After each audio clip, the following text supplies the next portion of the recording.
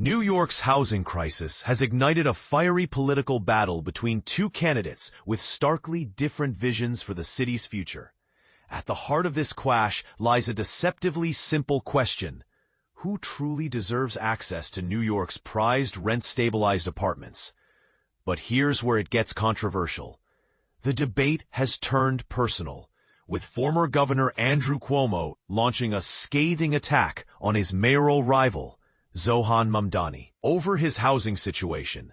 This isn't just about politics. It's a window into the soul of New York's housing policy and the ethical dilemmas it creates.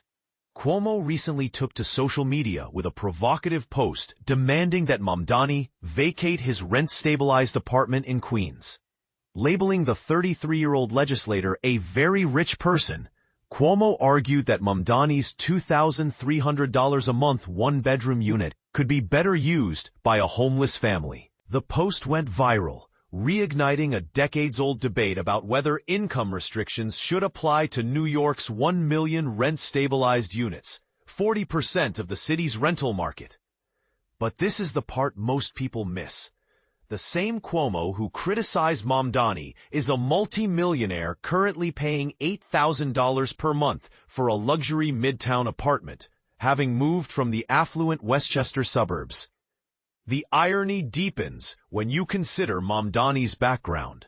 As a state legislator earning $143,000 annually, he represents a new wave of progressive politicians advocating for rent freezes and affordable housing.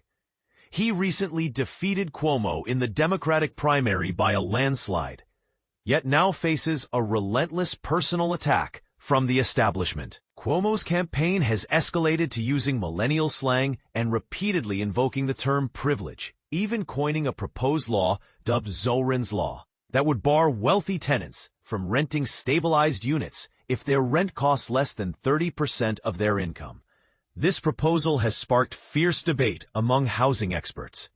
While Cuomo's allies argue the program should serve working New Yorkers, critics like housing attorney Ellen Davidson argue it creates a bureaucratic nightmare and fundamentally misunderstands the purpose of rent stabilization. The program was designed to prevent sudden rent hikes, not to dictate who can afford housing, she explained.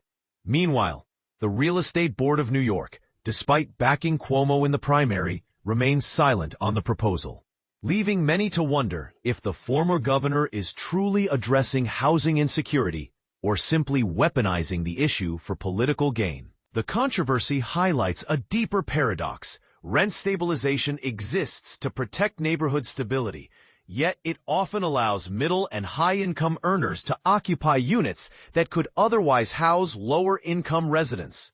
Cuomo's proposal, while framed as a solution, might inadvertently make housing less affordable by forcing landlords to charge higher rents to comply with the 30% threshold.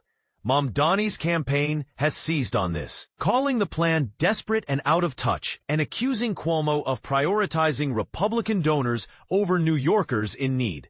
As this battle rages on, one question lingers. Should housing policy be about income equality or about preserving community stability?